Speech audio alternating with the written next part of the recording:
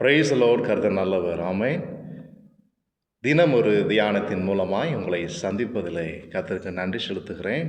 கர்த்தர் இந்த நாளிலே உங்களோடும் என்னோடும் பேசுகிற வார்த்தையை நாம் தியானிப்போம்.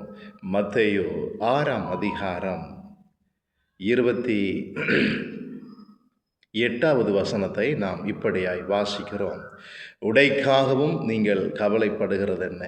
காட்டு புஷ்பங்கள் எப்படி வளருகிறது என்று கவனித்து பாருங்கள். அவைகள் உழைக்கிறதும் இல்லை, நூற்கிறதும் இல்லை. பிரியமானவர்களே, இந்த வார்த்தையை இயேசு தம்முடைய சீடர்களுக்கு ஊழியத்தின் பாதையிலே கற்றுக் கொடுக்கிற ஒரு மிகப்பெரிய ஒரு பாடம். விசுவாச தேவ பிள்ளைகள், கர்த்தரை நம்புகிற ஜனங்கள் இன்றைக்கு உலகம் என்ன செய்கிறதோ, உலகம் எப்படி போகிறதோ, உலகம் எப்படியெல்லாம் நினைக்கிறதோ அந்த எண்ணங்களோடும் சிந்தனைகளோடும் தான் இருக்கிறார்கள். தேவ பிள்ளைகள் வித்தியாசமானவர்கள். தேவ பிள்ளைகள் பிரித்தெடுக்கப்பட்டவர்கள். கோசே நாட்டிலே எகிப்து ஜனங்களுக்கும் இஸ்ரவேல் ஜனங்களுக்கும் ஒரு மாபெரும் வித்தியாசத்தை கர்த்தர் காண்பிக்கிறார். எப்படிப்பட்ட வித்தியாசம்? தேவனுடைய பாதுகாப்பிலே இவர்கள் எப்படி பாதுகாக்கப்படுகிறார்கள்? உலகம் எப்படி அழிவுக்கு நேராய் போகிறது? இந்த உலகத்துக்கு முன்பதாக உங்களையும் என்னையும் வித்தியாசமான முறையிலே அவர் நடத்த பிரியம் கொள்கிறார். பிரியமானவர்களே, அந்த வித்தியாசத்தை நீங்கள் அடையாளங்களாகவும் அற்புதங்களாகவும் இருக்கிற பிள்ளைகள் இன்றைக்கு எப்படிப்பட்ட சூழ்நிலையில் இருக்கிறோம்? உலகத்தோடு உலக மனுஷன் எப்படி அஞ்ஞானிகள் கவலைப்படுகிறது போல இயேசு அங்கே சொல்லுகிற காரியம். இந்த உலகத்தின் மக்கள், புறஜாதிகள், இயேசுவை விசுவாசிக்காத மக்கள், ஏற்றுக்கொள்ளாத மக்கள், அவருடைய அன்பை ருசித்து பார்க்காத மக்கள் பதறுகிறது போல, பயப்படுகிறது போல நீங்கள் நானும் கவலை என்கிற சுமையை சுமந்து கொண்டு திரிகிறோம். பிரியமானவர்களே, ஆண்டவர் என்ன சொல்கிறாரு?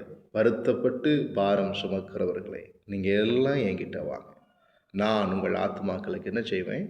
இளைப்பாறுதல் தருவேன். அது மாத்திரம் இல்லை, நிறைவான அந்த வசனத்தை வாசிக்கணும். என் நுகம் உங்களுக்கு என்ன செய்யும்? மெதுவாயும், என் சுமை உங்களுக்கு லெகுவாயும் இருக்கும். ஆண்டவர் நமக்கு அனுமதிக்கிற எல்லா சிக்ஷைகளுமே நம்மை முன்னேறி செல்வதற்காகத்தான் இருக்கும். பிரியமானவர்களே, நீங்கள் சோர்ந்து போவதற்காக அல்ல, சோதனையிலே சாதனை படைப்பதற்காக.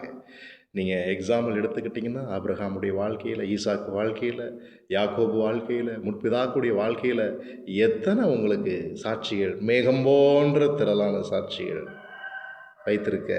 பாரமான ஒன்றும் உங்களை என்ன செய்யாது? சேதப்படுத்தாது. பிரியமானவர்களே, இந்த உலகம் கவலைப்படுற மாதிரி நீங்கள் கவலைப்படாதீங்க.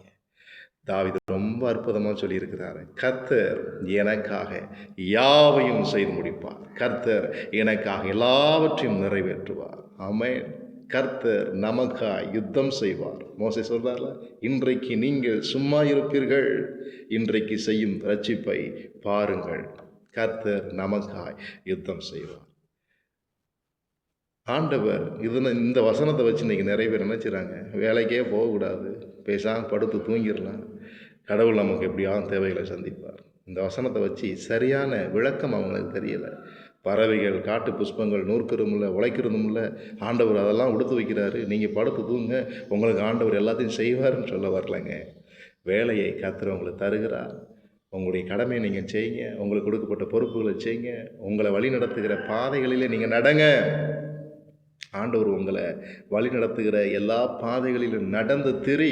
ஆபிரகாமே, தேசத்தின் நீளம் அம்மட்டும் நடந்து திரிங்கிறாரு. உங்கள் வேலையை நீங்கள் சரியாக செய்யணுங்க. ஊழியக்காரன், அதாவது வேலை செஞ்சுக்கிட்டு ஊழியம் செய்கிறவனை மற்றவங்க தப்பாக சொல்கிறதும், ஃபுல் டைம் ஊழியம் செய்கிறவங்கள மிகப்பெரிய காரியமாக சொல்கிறதும், இதெல்லாம் ரொம்ப தவறு. ஆண்டவர் 2 விதமான ஊழியங்களை வச்சுருக்கிறாரு. அவங்கள கர்த்தர் எப்படி நடத்துகிறாரோ அந்த நடத்துகிற பாதையில் அவங்க நடந்துக்கிட்டு இருக்கிறாங்க. இன்றைக்கி நம்ம எல்லாம் என்ன செய்கிறோம்?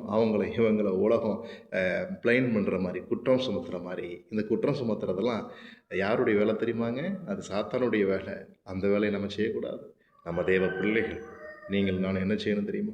முடிந்தால் பலவீனர்களை தாங்கணும், கர்த்தருக்காக என்ன செய்யணும்? ஓடணும், அவங்களுக்காக ஜெபிக்கணும், விழுந்து போனவனுக்காக ஜெபிக்கணும், சோர்ந்து போனவனை தூக்கி விடணும். நீங்கள் தாங்க அந்த வேலையை செய்யணும். ஏறி மிதிக்கக்கூடாது. நல்ல சமாரியனுடைய வேலையை செய்யணும். ஆயக்காரன் வேலையை செய்யாதீங்க, லேவியனுடைய வேலையை செய்யாதீங்க. எல்லாம் பக்கமாக பார்த்து விலகி போகிற கூட்டம். இயேசு அப்படி பக்கமாக பார்த்து விலகி போகிறவர் அல்ல, தூக்கி சுமந்து உங்களுக்காக எல்லா துக்கங்களையும் சந்தோஷமாய் மாற்றுகிறவர். பிரியமானவர்களே, கவலை கொள்ளாதிருங்கள் என் மனமே, கர்த்தர் நமக்கு நன்மை செய்தார். அவருக்கு நாம் என்ன செய்ய போகிறோம்? அதனால தான் அடிக்கடி பாடி பாடி ஆண்டவர் என்ன செய்யணும்? ஆராதிக்கணும், துதிக்கணும். கவலைப்படுகிற சோர்வான நேரங்களெல்லாம் அப்படியே சிறைச்சாலையில் பவுலும் சீலாவும் எப்படி துதிச்சாங்க? இரத்த காயங்களோடு வேதனைகளோடு கவலைப்பட்டுக்கிட்டு இருந்தாங்களா? சிங்கக்கபியில் விழுந்த தானியேல் கவலைப்பட்டுட்டு இருந்தாரா? நான் ஆராதிக்கிற தேவன் என்னை விடுவிக்க வல்லவராக இருக்கிறார். ஆமென். என்ன கவலை உங்களுக்கு? டெபிட்டை குறித்து கவலையா? உலகம் நம்மளை அடிமைப்படுத்தும், கவலை கொள்ள வைக்கும். உன்னதம் நம்மளை தேற்றும், உன்னதம் நம்மளை கைவிடாது, உன்னதம் நம்மை ஆசீர்வதிக்கும். ஆமென். தைரியமாக இருங்க, கர்த்தர் உங்களோடு இருந்து பெரிய காரியங்களை செய்வார். Amen. Thank you. God bless you all. Amen.